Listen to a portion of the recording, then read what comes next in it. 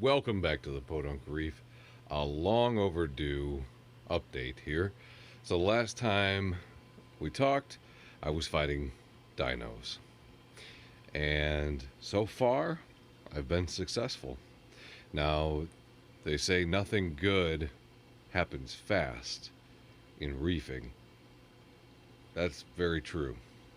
Taking care of a problem, though it may have sprouted up overnight, does not go away overnight. So it's taken me a few months to get rid of the dinos. I started with, well, first of all, let me just thank Reef Dudes for the informational video on how to battle dinos, how to outcompete them. That was super, super helpful to me.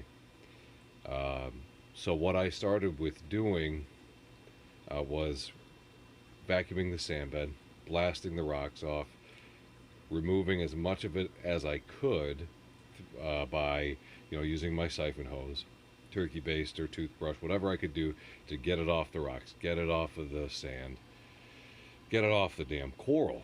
And I was siphoning down into an extra filter sock just to collect all that crap that I was sucking out. And that was like every other day. Every other day. I did add a UV sterilizer, which was grossly underpowered for the job, but it provided some level of help. Let's just put it at that. I'm not going to go into it too much, the UV sterilization portion, but suffice to say that it was grossly underpowered. Probably didn't do a whole heck of a lot, but I feel like it did provide some help. The other thing I did was I just added tons of nutrients. Now, there's only been 5 fish in this tank, so it didn't make a whole heck of a lot of sense to me to feed and feed and feed and feed and feed. But I did add nitrate and phosphate to the tank very slowly, gradually increasing the dosage over time so that I was getting detectable readings of nitrate and phosphate, which previously I was not. And I believe that's what actually led to getting dinos, was they were in the tank. They must have been dormant. I'm sure they're dormant again, but the lack of nitrate and phosphate allowed them to come in, outcompete the bacteria, outcompete other organisms, and really take foothold and use that to their advantage to kind of outcompete the other things. So that's the goal. That's the end goal. In order to beat dinoflagellates, is to outcompete them. So I got Microbacter 7, Dr. Tim's Waste Away, and I think it's Seachem's Pristine, I think was the other one. So those are all different bacterias, different strains of sludge-busting bacterias, nitrifying and denitrifying bacterias. And I added them to the tank. I had a bacterial imbalance. So I added them to the tank routinely. I think I was dosing that bacteria once a week. I was also bubble scrubbing. I did keep, during that time I kept I'd shut the skimmer off and the UV sterilizer off overnight whenever I would add the bacteria. I'd wait about 24 hours before turning any one of those back on, just to let the bacteria settle down and kind of, get seated. I was bubble scrubbing, which did help keep the tank a little bit clean, but really it just provided a nice oxygen-rich environment for the bacteria to kind of get going. And that took forever. I mean, it took forever to finally start getting a nitrate and phosphate reading. And I'm talking low. I was adding what would equate to about 2 parts per million nitrate every other day or every 3 days. And that would disappear almost overnight. 2 ppm just gone.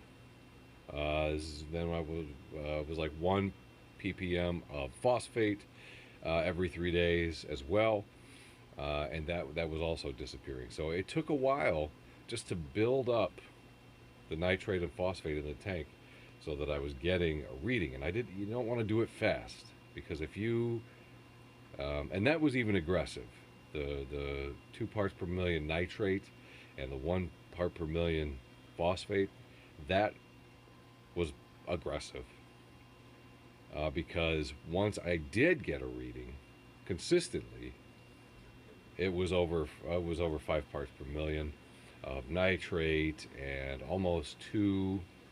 I don't recall exactly what the reading was, but it was over one part per million of phosphate, and the tank was just growing algae all over the glass. It started looking really horrible, but that's actually what we want. We wanted to get another thing going to outcompete the dinoflagellates, and it took a month of that, of just constantly cleaning the tank and fighting off this other algae, which is fine. I don't mind that.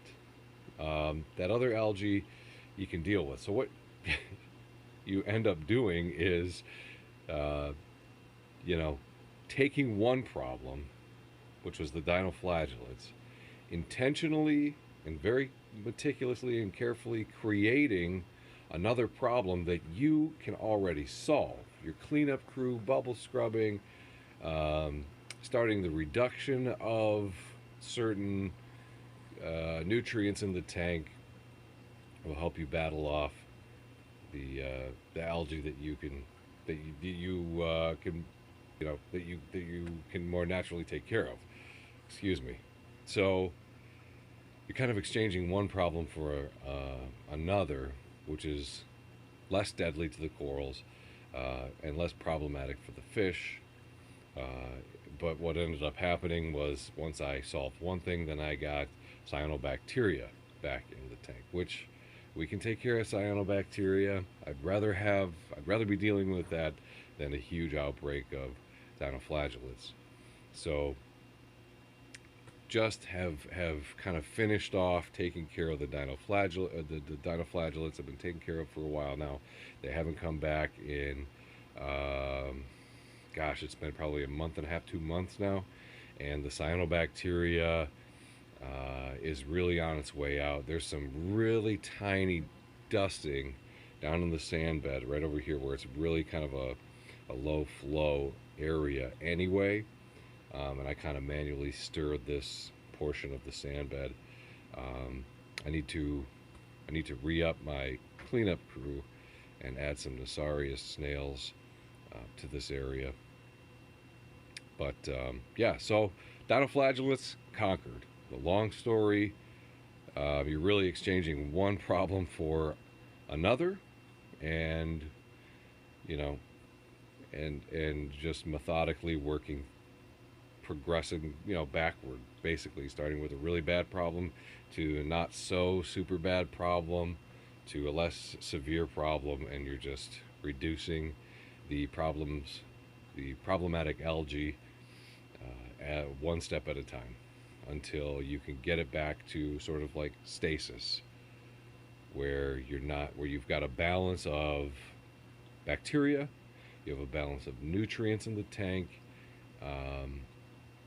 and you're not fighting dinos, you're not fighting, with your system. You kind of re-teaches you how to balance your system, honestly. So that's kind of where I'm at now. I've just got another video coming out about an all-in-one reef and fish food, and that's very nutrient dense, and so I'm going to start feeding that once or twice a day, just to get my nutrient levels up in the tank, because they're still very low, and I want to make sure that I keep my nutrient levels up. These corals, the soft corals, the LPS, the very few SPS that are in here, the Monte Cap in the back there, it's looking pretty awesome right now. this chalice and the Leptocerus, they do not mind the nutrients. In fact, while I had excessively high nutrients while I was dosing those nutrients to the tank, everything was just super happy. I mean, obviously they were in a starved environment for a while, so they were very happy to have that extra nutrients in the tank, and everything just kind of got bigger and fluffier and more colorful. Um, Started growing really well. I saw probably double growth out of this Leptocerus in the same amount of time that I've had it. And the Duncan, it started just like crazy. The the Blasto started growing heads. Was growing heads, but the heads started getting bigger and fatter and healthier looking. The the pulsing Xenia, you really can't do anything to make mad, but it wasn't pulsing. As soon as there was more nutrients in the tank, it started pulsing like crazy. Like if I shut off the flow, this thing's just going crazy. Um, but anyway, everything just got happy. So that's my journey with dinoflagellates in a nutshell. If you guys have any comments, questions, please leave them down below. Keep your eyes peeled for the DIY all-in-one fish reef food video to come out here pretty soon. So thanks for tuning in. I'll catch you on the next time.